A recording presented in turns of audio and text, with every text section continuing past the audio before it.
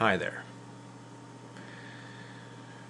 Well, May 10th is supposed to be a demonstration by Anonymous focusing on the Scientology doctrine or policy of fair game, wherein Scientology feels justified in identifying its enemies and then setting out to lie to, trick, or destroy them, including invading their houses or injuring them in any way. And if any Scientologist is involved in these attacks on SPs, the management pledges not to discipline them. So if a Scientologist comes out and punches you up, they may be charged in court, but Scientology will not discipline them. That is supposed to be their policy. The truth is that when a Scientologist goes out there and does something nasty to an SP, to handle SPs and to keep Scientology working by getting rid of SPs, the truth of the matter is that if they ever get charged, Scientology usually throws them to the wolves, if it's to their advantage. Now, many of you have had conversations with me online, offline, at the demonstrations, over coffee, and you've been asking about my experiences to do with fair game. Well, they are extensive. In 1997, I was responsible for putting together a coalition of ex-Scientologists and academics and scholars from all around the world and Canada, and making a presentation to Revenue Canada to oppose Scientology's bid to get religious charity status. And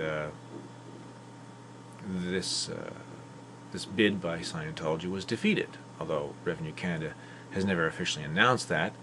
But Scientology has not gone around, blowing whistles and ringing horns saying they got it.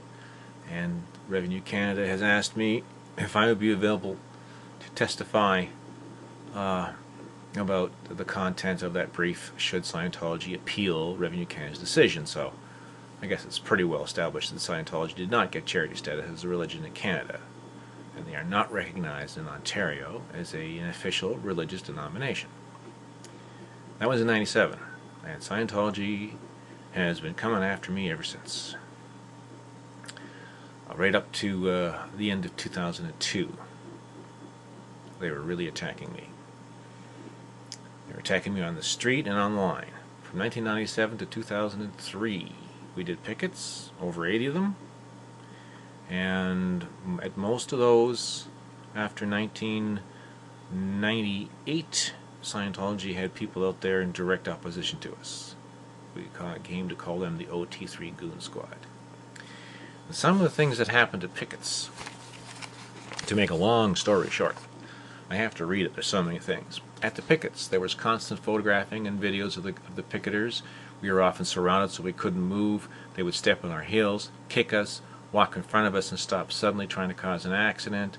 When the cop wasn't looking, they'd knock us to the ground. They'd bump us into a hip check us into the street. They'd knock down or block cameras, stick a thumbprint on a camera lens. They'd steal flyers. They'd steal all the flyers. I myself was physically assaulted by Peter Ramsey while en route to the Battlefield Earth picket when John Travolta was signing books.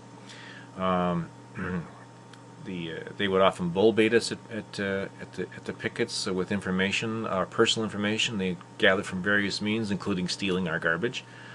They would defame us on the street repeatedly. They would put out DA packs defaming us and via innuendo, implying that we were child molesters. So they put this out in the street. They'd make repeated false statements about picketers to the police, to the point where police were so angry with them that Scientology was forced to pay the police to be on site whenever we chose to picket. They would follow picketers to lunch and eavesdrop on us. They'd never thank us when we often would pay their tab. I'm sure there's more to do with picketers. there's also the things they would do away from pickets. And here's another quick list.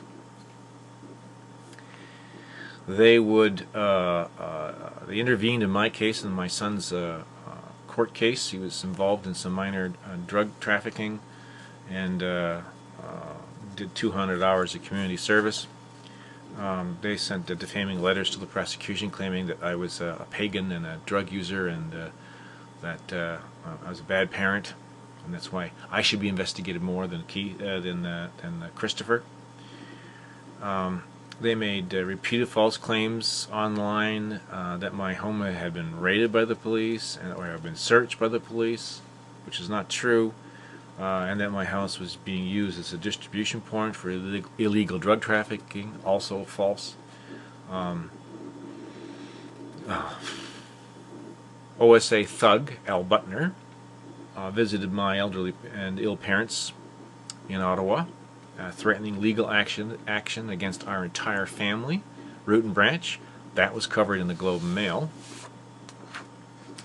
OSA successfully threatened one of my brother and sister threatened them with a black PR campaign, and threatened to picket their homes and picket their own church, and threatened to send upsetting letters to their employers if my relatives did not shun me or disconnect from me. And unfortunately, my relatives received abysmally poor legal advice and did so. They obviously didn't know about, this lawyer did not know about the Ontario court rulings against Scientology and their practices.